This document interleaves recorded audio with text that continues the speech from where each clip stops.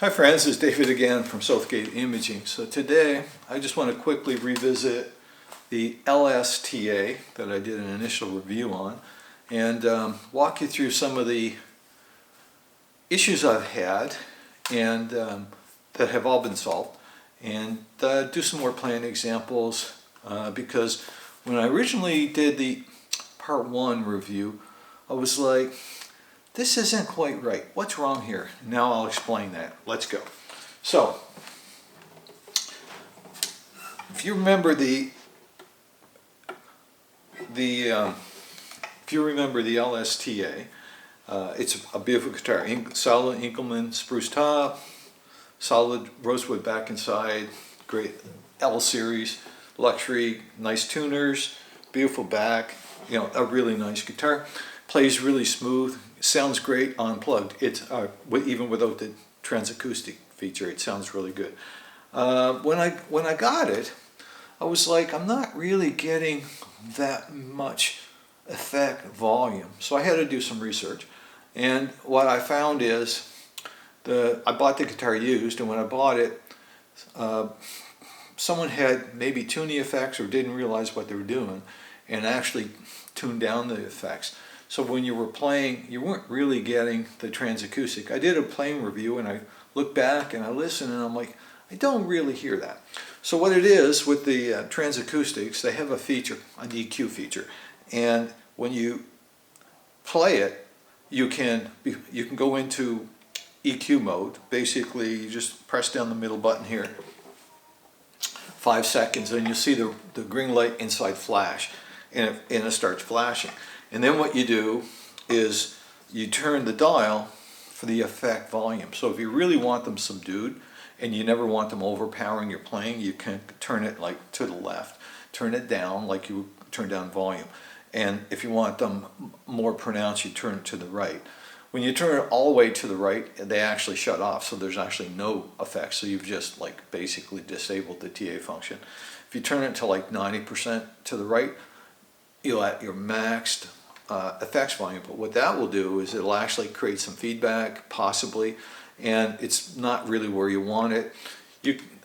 Generally you can be like 2/3 or 3/4 with the dial, and you're going to be where you want to be. So that took a number of hours to do the research and figure it out, but now I'm much happier.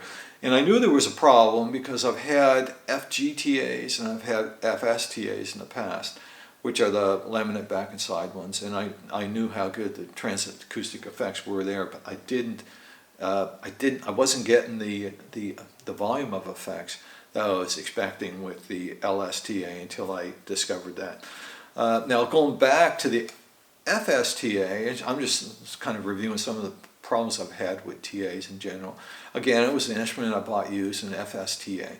And there was always a problem turning it on and off. It was like very inconsistent. It could take a long time to get turned off or whatever. And what it is again, these knobs here, you have to, over time they get dust underneath them. You wouldn't think that, but they do, or sweat or whatever.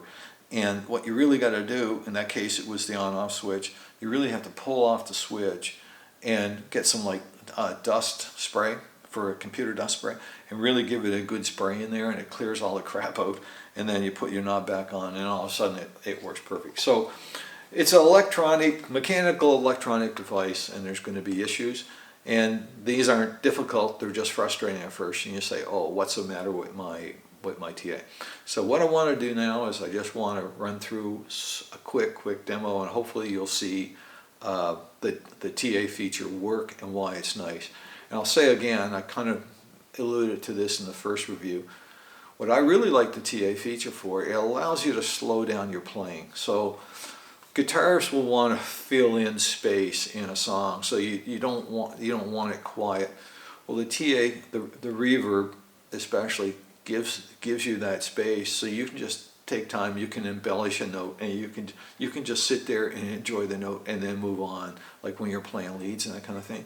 So to me, that's a kind of a big hidden benefit of the TA that you don't see that you can't do without the TA in your home. You can do it on stage, because on stage you're going to be playing through an amp and you're going to have reverb or whatever. You're going to have your effects.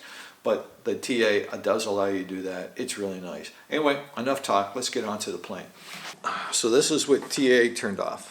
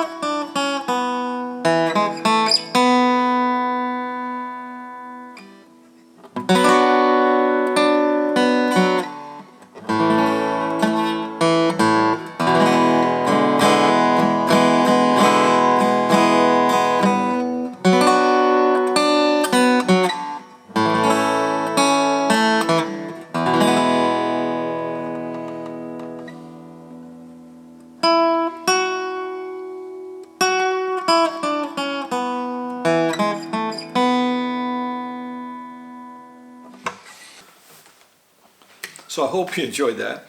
I wanted to kind of clear the air about the TA effect and kind of let you know the problem I was having with the EQ. It's totally easy, solvable problem. Took 2 to 3 hours probably to research it and figure it out, but it's working great now. Lovely guitars, nice smooth sound, and if I had to, I think smooth is the best way. I'm not really even a rosewood guy, but I like these. These have that, it's just a smooth rosewood sound. It doesn't get in the way, it just sounds the way it should. Even without effects, it's a great sounding guitar. When I did the playing examples, I just wanted to kind of exaggerate, I guess, the room, it was hall reverb and a touch, of course.